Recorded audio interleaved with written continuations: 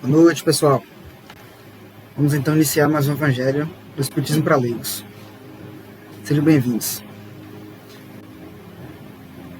Hoje eu abri aqui no tema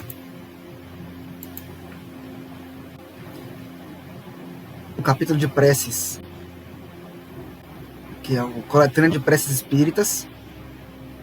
Aí abri aqui na primeira parte, na segunda parte, preces por aquele mesmo que ora. Prece para a gente mesmo, né? Que a gente pede. E, mais especificamente, aqui na prece para pedir a corrigenda de um defeito. Para pedir para a gente se corrigir, né? Então, vou fazer aqui nossa oração de abertura. Senhor Jesus, peço que o Senhor nos acompanhe no estudo de hoje, nos enviando seus emissários,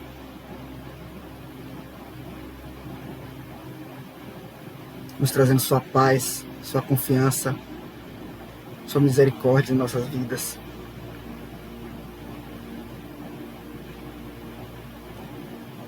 Queremos que o Senhor guie nossas consciências e nossos corações no estudo de hoje,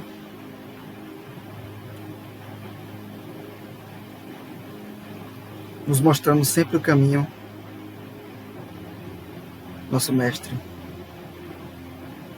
para que possamos desviar das armadilhas dentro de nós, das armadilhas do nosso orgulho. Temos coragem de enfrentar, de tomar nossa cruz para segui-lo, morrer nessa cruz, carregá-la até o Calvário, morrermos nela, para que possamos encontrar a vida eterna. Como o Senhor nos ensinou, nós queremos seguir esse caminho. Para isso, exercitar mais uma prece, que aprenderemos um pouco mais sobre ela hoje. Muito obrigado, Senhor, que os espíritos amigos possam fazer a limpeza fluídica, energética de nossas casas, de nossos corpos, que possam fazer um bom estudo. Muito obrigado por tudo, que assim seja. Então, beleza, pessoal. Vamos fazer aqui a leitura da mensagem.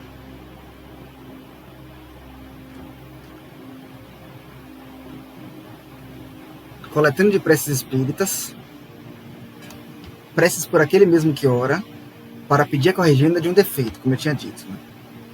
O prefácio. Aqui, bom, pessoal, esse aqui é o capítulo 28, o último capítulo do Evangelho segundo o Espiritismo, que ele faz uma síntese, basicamente, dos ensinamentos cristãos e espíritas, inclusive. Porque o Espiritismo é o cristianismo, só que, assim, mais aprofundado, né? E ele faz, assim, uma síntese de tudo que a gente precisa, todos os sentimentos que a gente precisa desenvolver. Estudando o Espiritismo e o cristianismo.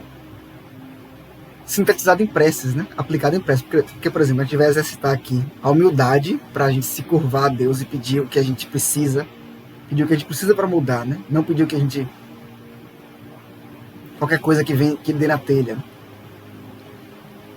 A gente vai pedir misericórdia, a gente vai estar exercitando misericórdia para poder pedir, por exemplo, por um criminoso. Prece por um criminoso. Alguém que morreu, um criminoso que morreu. Por nossos inimigos, pelas pessoas, as pessoas que nos perseguem, pelos adversários do Espiritismo. Para a gente perdoar alguém, para a gente se corrigir de um defeito, como essa mensagem aqui, né? Então, é como os Salmos. Haroldo Dutra nos ensina que os Salmos contêm 70% ali do que vai ter, do que Jesus vai ensinar. Estão contidos nos Salmos, que são uma espécie de oração que Davi fazia. Davi e outros autores também dos Salmos da Bíblia, né? Os 150 Salmos. E eles eram cantados, né? E é como se fosse, era uma oração cantada. E assim, ela representava tudo o que o cristianismo teria. Para a gente exercitar esses sentimentos, né? Então, beleza. Vamos fazer aqui a leitura do prefácio, que ele vai dizer mais ou menos o que a gente vai estudar com essa prece, né? Depois ele faz a prece propriamente dita aqui, ó. Então ele fala o seguinte, assim, um resumo para a prece, como vai ser a prece, né? Os nossos maus instintos resultam da imperfeição do nosso próprio espírito e não da nossa organização física. A não ser assim, o homem se acharia isento de toda espécie de responsabilidade, De nós depende a nossa melhoria, pois todo aquele que se acha no gozo de suas faculdades tem, com relação a todas as coisas, a liberdade de fazer ou de não fazer. Para praticar o bem, de nada mais precisa senão do querer.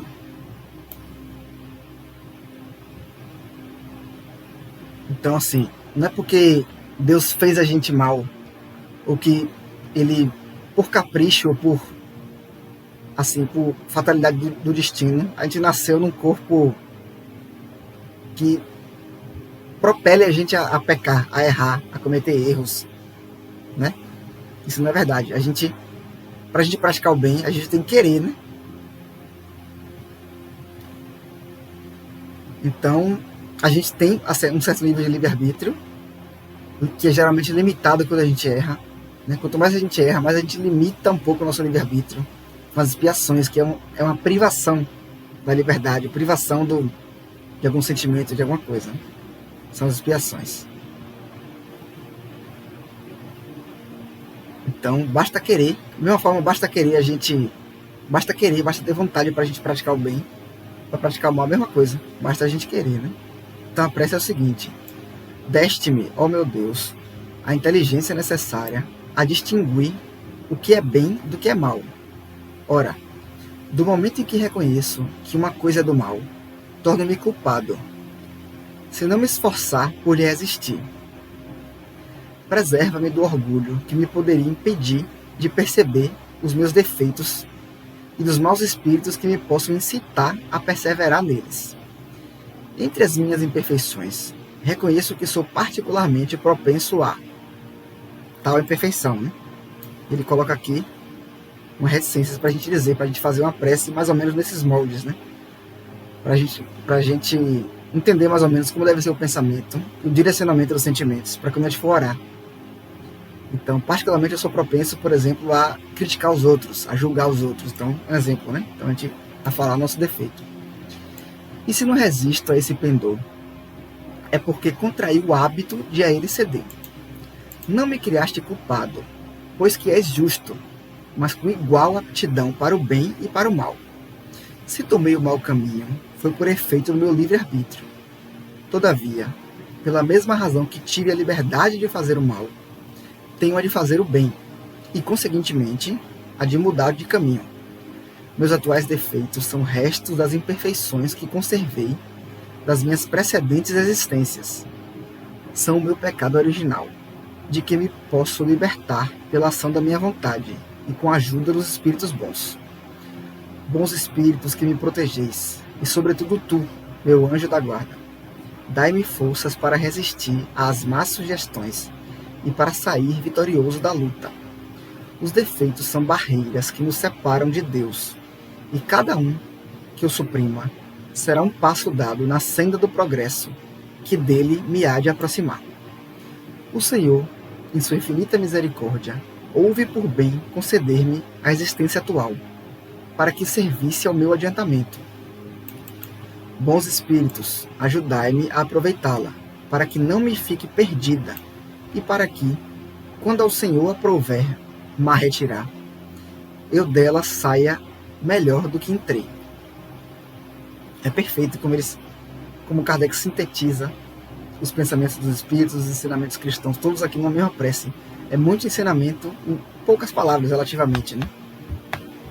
Então, é a gente reconhecendo tudo diante de Deus, a gente totalmente despido diante de Deus, totalmente nu, né?